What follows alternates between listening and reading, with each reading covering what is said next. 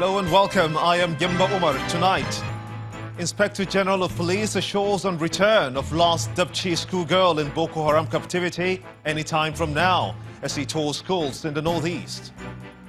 The Nigerian army reopens major expressway linking Maiduguri and Bama towns after 4 years following capture of Boko Haram terrorists. And police threatened to declare Senator Dino Melaye wanted for failing to honor invitation at its Kogi State Command. Senator Melaye says that his life is in danger in Kogi. And protests hit US cities as part of Europe as students lead rallies to demand tough gun control laws. On business news tonight, Nigeria's taxpayer database rises to 17 million as Ministry of Finance prepares to publish list of items exempt from value-added tax by the end of March. And in sports news, Nevada Athletic Commission suspends Canelo Alvarez, putting his rematch with unified middleweight world champion Gennady Golovkin in serious jeopardy.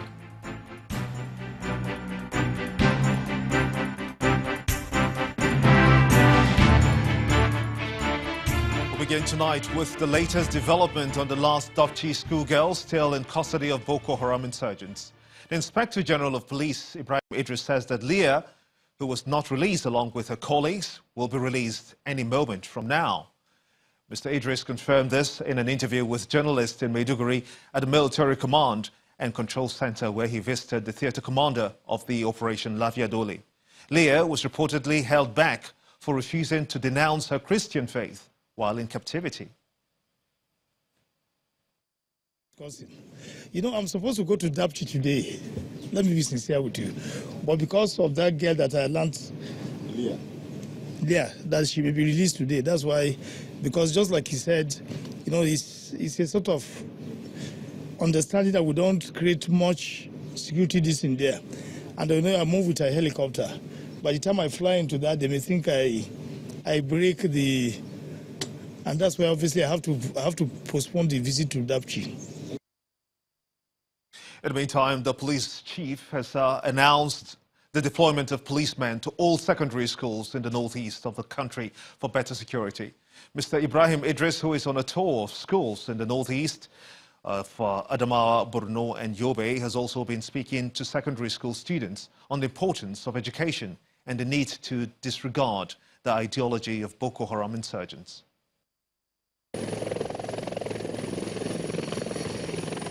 The helicopter of the Inspector General of Police, Ibrahim Idris, arriving in Yobe.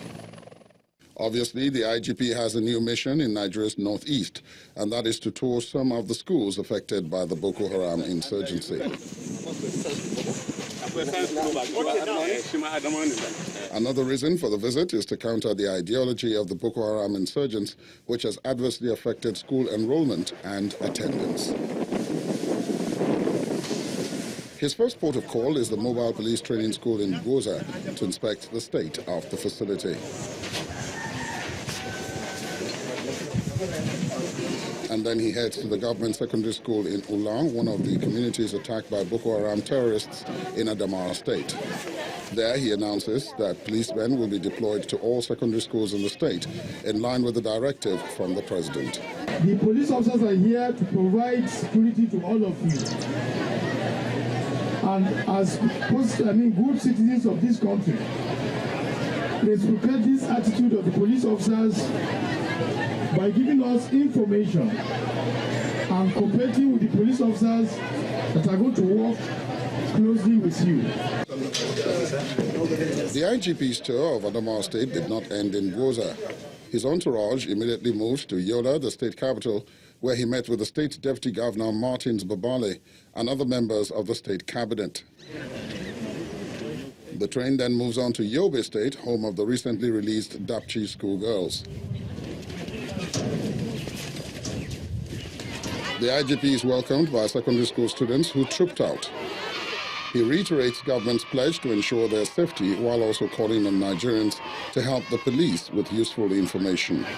We are going to deploy additional policemen to your school.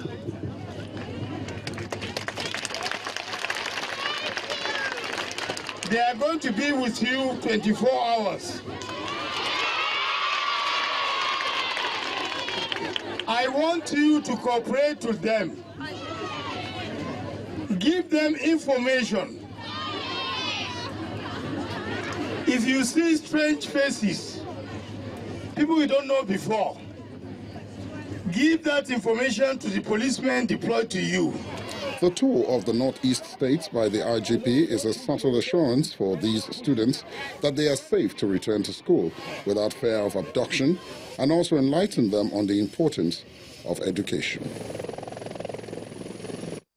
Channels Television is still keeping track of all developments in Dapchi community after the return of the 104 girls, and even as the community awaits the return of the last girl, Leah, anytime now, according to the IGP. Our correspondent who visited the Government Science and Technical College Dapchi on arrival found some students moving out their luggage from the school premises. One of their teachers who spoke with Channels Television on this says that they are final year students who are relocating to the Government Girls Secondary School, Nguru, for the examinations. When the militant came in, they were so scared. So they left to their various towns, villages without taking their luggages. So that is the main reason why they are now here to take their luggages back home, because the state government has given directives to the school management for the SS3 student to be relocated to Nguru local government, GGSS Guru, to conduct their WAEC, NECO, NAPTEF, and WAEC, NECO, and NAPTEF. And former President Chief Olusegun Obasanjo today played host to parents of some of the Chibok schoolgirls still held captive by Boko Haram insurgents at his country home in Abeokuta, the Ogun State capital. The parents are on a visit to the former president to solicit on their behalf with the international community for the release of the remaining 112 girls who are still being held in captivity. The former president, however, asked the parents to keep their hope alive and have firm confidence in God about the return of the remaining Chibok girls.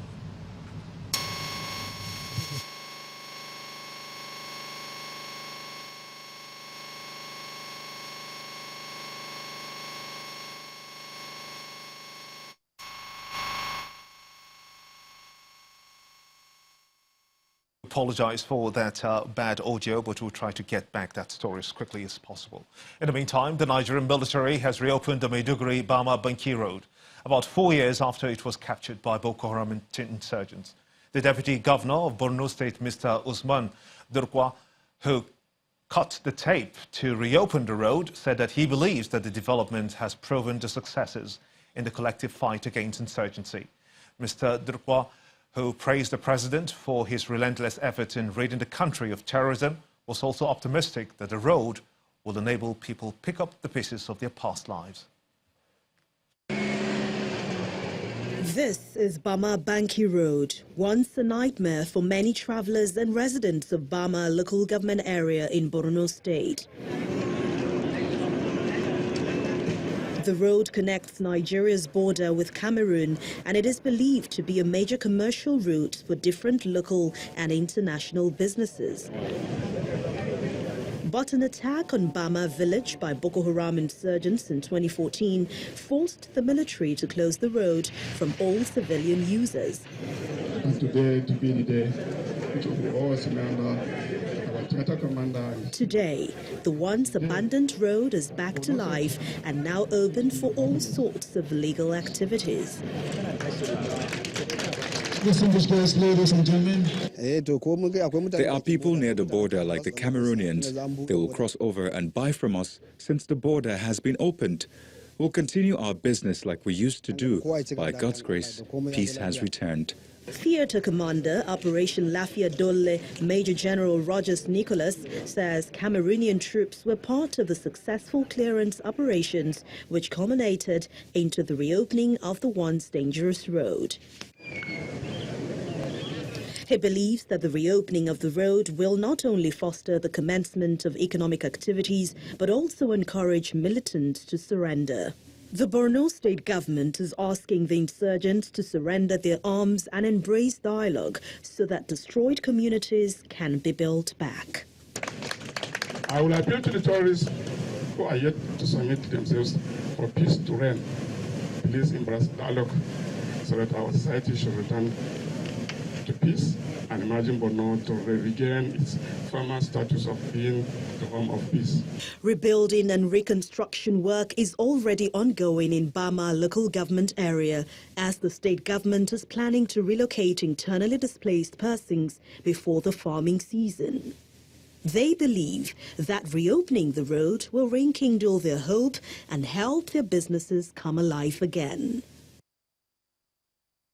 The Nigeria Police Force is threatening to declare Senator Dino Melaye wanted should he fail to appear at its Kogi command on Wednesday, March the 28th.